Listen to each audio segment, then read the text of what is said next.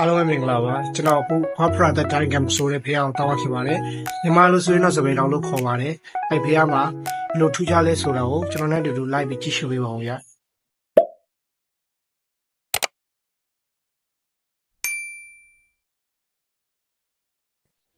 ဆိုင်ကယ်စီးမယ်ဆိုရင်ဆိုင်ကယ်အုတ်ထုတ်ကိုစောင်းကိုရွေးရတယ်ကျွန်တော်အခုတောင်းရမှာဖြစ်ပါတယ်ကျွန်တော်နေရနဲ့စပယ်တောင်ကိုရောက်ဖို့တော့ကိုမိနစ်20လောက်မောင်းရပါတယ်မောင်းပြီးတဲ့နောက်စပယ်တောင်တက်တဲ့လမ်းကိုကျွန်တော်တို့စပြီးရောက်မှာဖြစ်ပါတယ်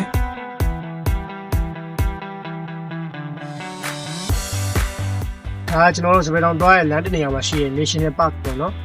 ဒီမှာဝင်ပြီးတော့ထပ်ပုံလေးပါလေးရိုက်လို့နေရပါတယ်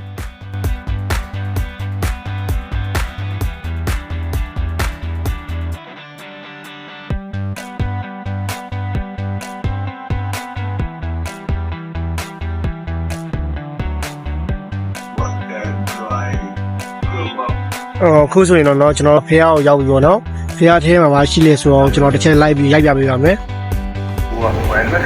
ဒါကတော့ဝင်ချင်းမှာတွေ့ရတယ်ဖေးတဆူဖြစ်ပါတယ်ဒီဖေးရဲ့ရင်မျိုးတက်ပြီးတော့ကျွန်တော်တို့နေကပူမြော်လို့ရပါတယ်ဖေးရင်မျိုးတော့ရှိမှာဆိုဖေးစင်းလူတော်တွေများစွာရှိပါတယ်ဖေးဆင်လာပြီးညာဘက်မှာဆိုရင်တော့ဈေးဆိုင်တန်းလေးတွေများစွာရှိပါတယ်ဈေးဆိုင်တန်းလေးတွေအတိုင်းတက်သွားမယ်ဆိုရင်တော့ကျွန်တော်တို့သွားကျင်နေတဲ့ဝါပရာသက်ဒိုင်းကန်ဆိုတဲ့ဖေးကိုရောက်ပြီးပဲဖြစ်ပါတယ်ဒီဖျားကိုသွားတဲ့လမ်းမှာဆိုရင်တော့ရုပ်ထုများစွာနဲ့ဇီဒီများစွာရှိပါတယ်။ဒီရုပ်ထုများစွာနဲ့ဇီဒီများစွာဟာရန်ကိုအသက်ဝင်ပြီးတော့ခီးသွများကိုဒီနေရာပြင်ဆွဲဆောင်နေပါတယ်။ဒီဖျားရင်မြေတော်မှာနေရုံများစွာကိုတခြားလေးထားထားတာကိုကျွန်တော်တွေ့ရှိရပါတယ်။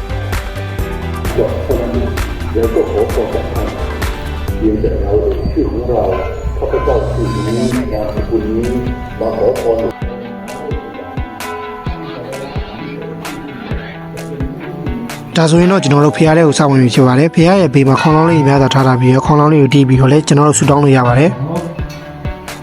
ဒီခေါင်းလောင်းလေးရှိတဲ့နေရာရဲ့ရှေ့တက်ကိုသွားမယ်ဆိုရင်တော့ရှေးအောင်ဖျားများကိုယခုလိုစနစ်တကျစီစဉ်ထားတာကိုတွေ့ရပါတယ်အခုလိုစနစ်တကျစီစဉ်ထားတဲ့အတွက်ကြောင့်ရှေးအောင်ဖျားများကိုလေ့လာခြင်းပညာအတွက်ကတော့ပို့ပြီးတော့အဆင်ပြေမယ်လို့ကျွန်တော်ထင်ပါတယ်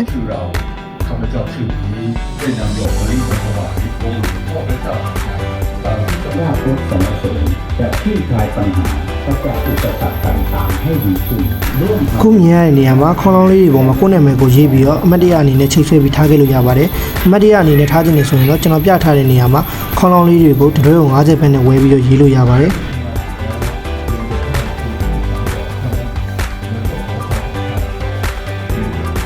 ဖျားရဲ့ရင်မြင်တော်မှာလည်းအခုလိုနေရုံများစွာကိုစင်လေးအိမ်နဲ့ထားရှိထားတာကိုကျွန်တော်တို့တွေ့ရှိရပါတယ်ที่ได้ร่ำรวยเงินทองและผิวพรรณเปล่งปลั่งโดยเป็นเจ้าภาพกองဒါဆိုရင်တော့ကျွန်တော်တို့အခုဖျားတဲ့ရောက်ပါပြီဖျားတဲ့ရောက်အောင်ချင်းပါပဲသဒ္ဒါတလောက်ထည့်ပြီးတော့အမွှေးတိုင်ကိုတယောက်၃ချောင်းစီယူပြီးတော့ဖျားကိုပူဇော်လို့ရပါတယ်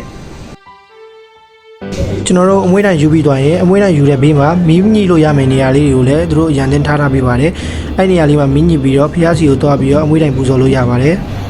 အခုဖျားရဲ့ရှေ့မှာတွေ့ရတဲ့စပယ်ပန်းကုန်းများစွာကတော့အဋိဌံပြီးအောင်သွားတဲ့လူတွေကစပယ်ပန်းများကိုလာပြီးတော့ကတ်ထားကြတာဖြစ်ပါတယ်ဒီဖျားကဒိဋ္ဌံတဲ့နေရာမှာအရန်နယ်မကြီးတို့ထိုင်းနိုင်ငံလူတို့များကလာပြီးတော့အမြဲတမ်းဒိဋ္ဌံလေးရှိပါတယ်ဒါကတော့ဆူတောင်းမှုဆူတောင်းနည်းလေးပဲဖြစ်ပါတယ်ကျွန်တော်အနေနဲ့ဘယ်လိုဆူတောင်းအောင်မလဲဆိုရင်ကိုယ့်နာမည်ရဲ့ဖြစ်ချင်းတဲ့ဆန္ဒရေကိုပြောပြီးတော့ဆူတောင်းပြခဲ့ပါကပန်းကုန်း90သို့မဟုတ်ပန်းကုန်း90တဲ့ပို့ပြီးတော့လာကပ်ပါမယ်ဆိုပြီးဖျားမှာဂတိသစ္စာပြောမှာဖြစ်ပါတယ်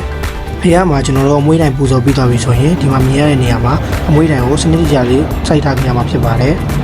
ဒီဖျားမှာကျွန်တော်စိတ်ဝင်စားဆုံးပိုင်းကတော့ဒီဘီရင်ဆက်လေးဖြစ်ပါတယ်ဒီဘီရင်ဆက်လေးကိုကျွန်တော်မေးချင်တယ်ဆိုရင်တော့ဖက်နစ်စစ်ထည့်ပြီးတော့ကြာလာတဲ့နံပါတ်အတိုင်းနောက်မှာပြထားတဲ့ဖြေတော်ပေါ်မှာသွားပြီးတော့တိုက်ရမှာဖြစ်ပါတယ်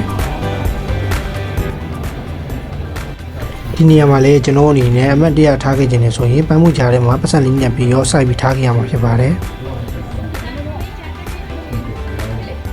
ဒီဖျားဝင်းထဲမှာပဲဒီဖျားအတီးရှိပါတယ်ဒီဖျားမှာဆိုရင်လည်းရှေးအောင်ဖျားများကိုစနစ်တကျစီးပြီးတော့တေချာလေးထားတာကိုကျွန်တော်တို့ထပ်ပြီးတွေ့ရှိရပါတယ်အခုမြင်တွေ့ရတဲ့ဖျားတွေကဆိုရင်တော့ဒီဖျားအတွင်းမှာရှိတဲ့ရှေးအောင်ဖျားတွေဖြစ်ပါတယ်ဒီရှေးအောင်ဖျားတွေကဆိုရင်တော့အရန်ကိုတက်ပက်ပြီးတော့အရန်ကိုလက်ရမြောက်လာပါတယ်ဒါဆိုရင်တော့ကျွန်တော်တို့ရွှေတကန်းကတ်တဲ့နေရာလေးပေါ့နော်ဒီရွှေတကန်းကတ်တဲ့နေရာမှာဆိုရင်လည်းတရားစလောက်ထပ်ပြီးတော့ရွှေတကန်းကိုကတ်လို့ရပါတယ်ဒီရွှေတကန်းထဲမှာဆိုရင်တော့ကျွန်တော်တို့ရွှေတိုင်း10ခုပါဝင်ပါတယ် ရွှေတင်ကန်းတစ်ခုကိုတဆုလုံးနဲ့ကတ်မယ်ဆိုရင်ရွှေတင်ကန်းကတ်တဲ့နာမှာရှိတဲ့ဖျားစေစုကိုကျွန်တော်တို့ကွက်တီအနေနဲ့ကတ်နိုင်မှာဖြစ်ပါတယ် တွေ့တတ်တော့တွေ့တူတာရေလို့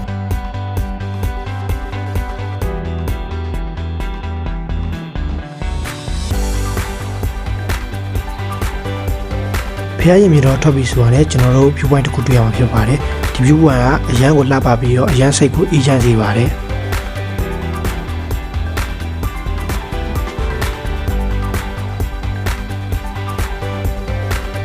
ဖြူပိုင်ဘောကိုကျွန်တော်တို့စပြီးလမ်းလျှောက်ပြီးဆိုတော့ဒီလောင်းတော်မူဖျားကြီးကိုစပြီးတွေ့ရှိရမှာဖြစ်ပါတယ်ဒီလောင်းတော်မူဖျားကြီးကဆိုရင်ပြေရုပ်ထုပ်ပေါင်းများစွာနဲ့အတူတူတွဲထားတာကိုကျွန်တော်တို့တွေ့ရှိရပါတယ်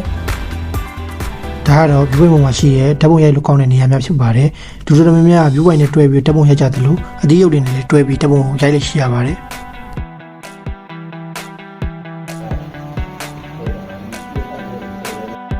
ဒါကတော့အပြန်လမ်းမှာရှိတဲ့ဖျားတဆူပဲဖြစ်ပါတယ်ဒီဖျားရဲ့မျက်နှာကျမှာဆိုရင်လည်းအရန်ကိုလက်ရမြောက်တဲ့ပကြီးများကိုလည်းတေချာလေးသူတို့ရေးချယ်ပြီးတော့ထားထားတာကိုကျွန်တော်အနေနဲ့တွေ့ရှိရပါတယ်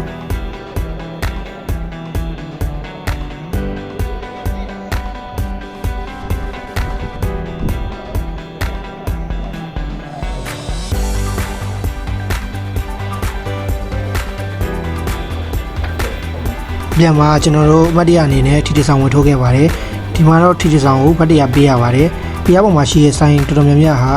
ထီဝဲဦးစားပေးရောင်းတာကိုကျွန်တော်အနေနဲ့တွေ့ရှိရပါတယ်